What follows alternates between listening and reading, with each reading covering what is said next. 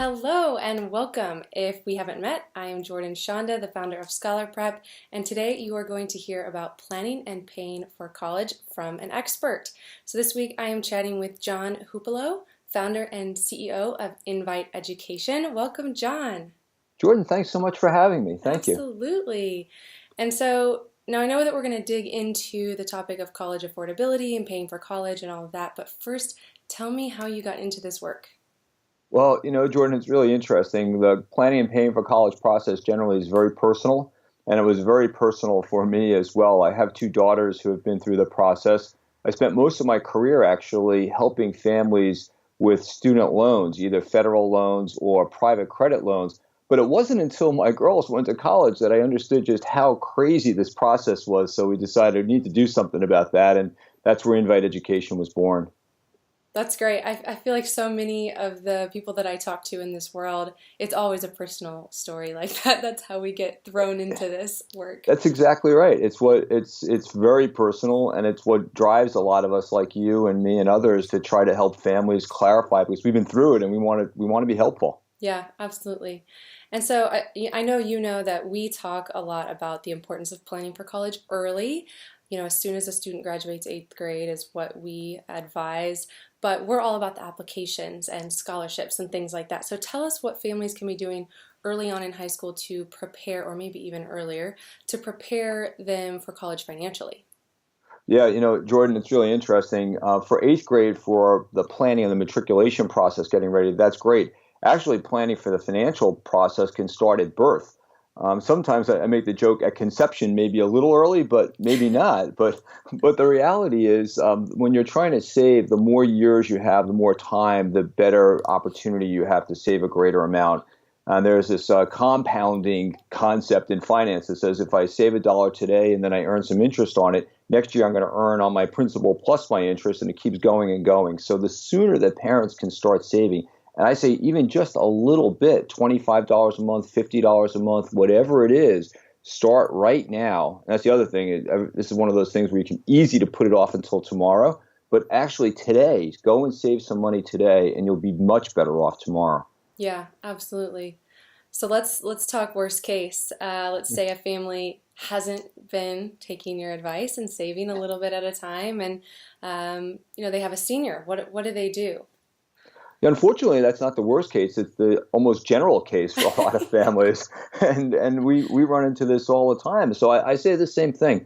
Look, the reality is that students are going to be in school for 4 years, most are 5 and sometimes 6 years. So the idea that I have a senior today and it's too late to start saving, well, it may be too late to have a big chunk of that freshman cost saved, but it's not too late to actually save for other expenses that are going to come down the line. So if I have a senior in high school right now, there are two things that I really want to know. And we're at the time of year, obviously, when folks are really starting to get panicked about this. It's going to be September soon, back to school. What are we going to do? Well, the first thing to do is be realistic. That's I think the absolute most important thing. Be realistic of how much you saved. And we know that if there's nothing, it's nothing. You can't change that now. But if it's something, just understand how far that will go. And then we'll talk about general affordability. But I tell people it's never too late, never too early to start saving for college. Yeah. Yeah, and that's the same thing we talk about too, because it is ideal to start early.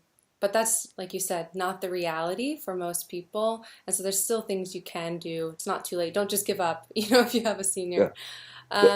Don't give up. That's right. Start Yeah. now. Yeah, so let's talk about that affordability piece a little bit, because I know that a lot of times parents and students can get hung up on that sticker price.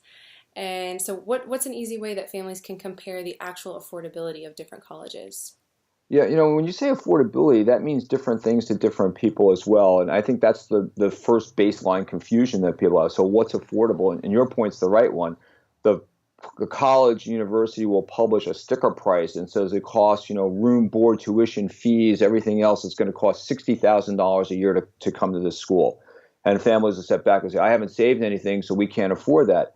Well, you actually don't know whether or not you can afford it, because what you're saying is really important. It's what's the net price? That is, what aid are you likely to receive from this school? What's your actual cost? It's like going into a car sales dealership and they say, okay, this price, so this car is $60,000. Well, when you sit down, at the end of the day, that car will cost you less. So the idea that you're raising here with college, I say it's the same thing like buying any other item. You want to go out, think of yourself as a consumer of education. Say, okay, what are you saying this is going to cost, and what's it actually going to cost me? Those are two different, very different equations sometimes. Yeah, absolutely. Is there an easy way to find that information, or is it kind of a maze to figure out what that net price is going to be? Yeah, how about C, both? So, so yeah, some of that information is available. The schools are required by the government to have a net price calculator. So if you go on the school's website, you go and you say, okay, here's how much money I make, and here's a couple other pieces of information.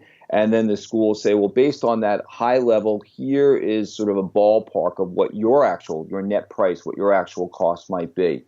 So that's one way to do that. The other way, of course, is to do a little bit more research. Actually, on our website at Invite Education, we have a college affordability calculator. And one of the things that does is says, here is you put in what your income is, and you put other little piece of information. And then we go and grab some of the data that was in the reported by the schools and say, here, based on your income, is the likely amount of aid that a family in your bracket would get. So there are tools out there. I think you're right. Families should start hunting around.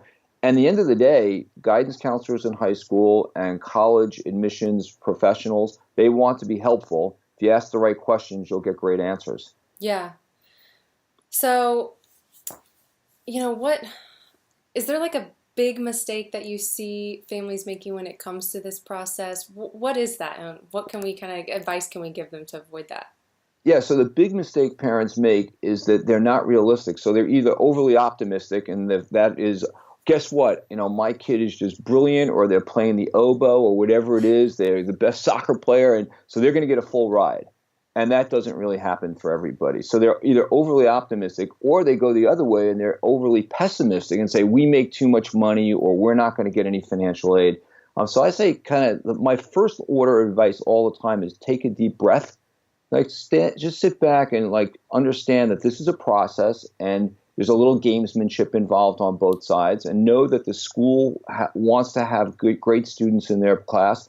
They're willing to pay for it sometimes. So you have to really engage. And I think you can do that from senior year in high school, better earlier. But if you're in senior year in high school, yeah, you can do that. Just step back again, take a breath, understand what the process is.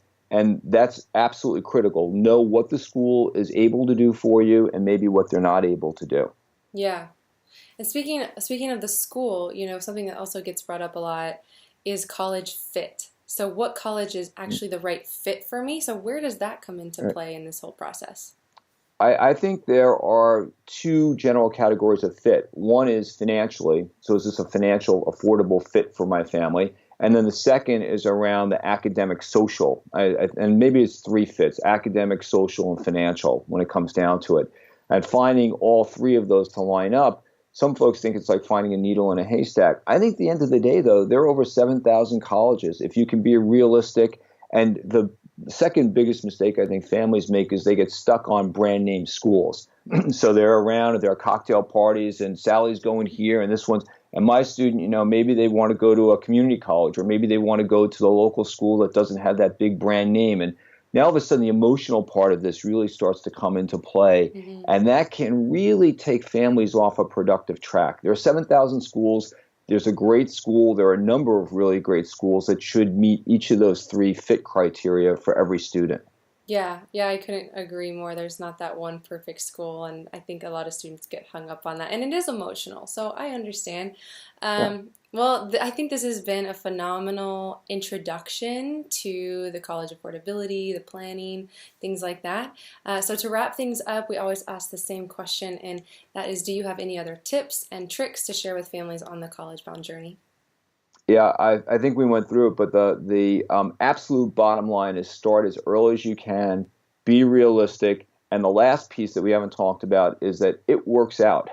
I don't know very many families where it just did not work out. Maybe there's an adventure along the way, but at the end of the day, in 4 or 5 years, most families look back and say, you know what, this is really great. We're proud of what our kids have done. They're grown up. They're mature adults now, maturing. It's really terrific. So try to have some fun with the process as well if it's possible. But above all, just know it's going to work out. Yeah, what a great place to end. A little bit of inspiration and optimism. I love it. So thank you again, John. We really appreciate you being here with us.